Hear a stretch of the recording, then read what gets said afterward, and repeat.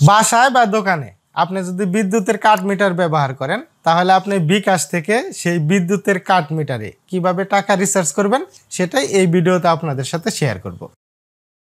বিকাশ থেকে কার্ড মিটারে টাকা রিচার্জ করার জন্য আপনার ফোনে ডায়াল প্যাড অপশন ওপেন করবেন। এখানে লিখবেন *247#। তারপরে আপনার যে সিমে বিকাশ অ্যাকাউন্ট খোলা আছে সেই সিম দিয়ে ডায়াল করবেন। এখান থেকে ডায়াল করে দিলাম। এখান থেকে আপনি 6 পে বিল এই অপশনটা সিলেক্ট করবেন। এখানে 6 সিলেক্ট করার পর সেন্ড এখানে একটি ক্লিক করে দেবেন। এখানে ক্লিক করার পর আপনি এরকম একটা ইন্টারফেস দেখতে পারবেন। এখান থেকে ইলেকট্রিসিটি প্রিপেড, ইলেকট্রিসিটি পোস্টপেড। আপনার যদি ইলেকট্রিসিটি প্রিপেড থাকে তাহলে এখান থেকে প্রিপেড এটা সিলেক্ট করে দিবেন। ইলেকট্রিসিটি প্রিপেড এক সিলেক্ট করবেন। সিলেক্ট করার পর সেন্ড করে দেবেন। সেন্ড করে দেওয়ার পর আপনি এই ধরনের একটা ইন্টারফেস দেখতে পারবেন। এখানে অনেকগুলো অপশন দেখাবে। আপনার মিটারটা যে অফিসের আন্ডারে সেটা এখান থেকে সিলেক্ট করে দিতে হবে। যেমন আমার মিটার হলো BPDB, এখান থেকে 4 সিলেক্ট করে দিতে হবে। আপনি যেটা সেটা সিলেক্ট করে দিবেন। আমি এখান থেকে 4 সিলেক্ট করে দিলাম। তারপরে সেন্ড এখানে একটি ক্লিক করে দিলাম।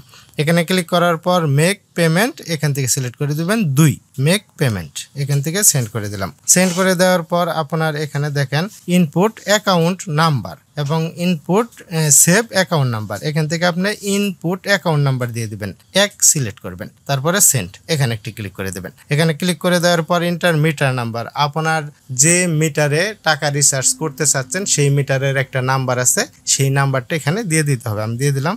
মিটার নাম্বারটা এখানে দেওয়ার পর সেন্ড এখানে একটি ক্লিক করে দেবেন। ইন্টার কন্ট্যাক্ট নাম্বার, এখানে আপনার মোবাইল নাম্বার দিতে হবে। সেই মোবাইলে একটা মেসেজ আসবে, মোবাইল নাম্বারটা আমি দিয়ে দিলাম।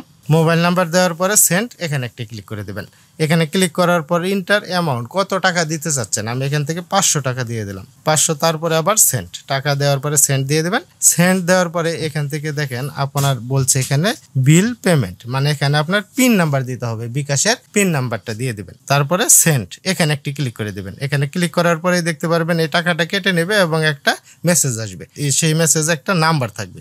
এখান থেকে আমি সেন্ড করে দিলাম। মেসেজটা আসতে অনেক সময় একটু দেরি হইতে পারে, আবার অনেকেরই সাথে সাথেই চলে আসে। আমার মেসেজটা চলে আসছে, এখন আমি সেটা আপনাদের দেখিয়ে দিচ্ছি।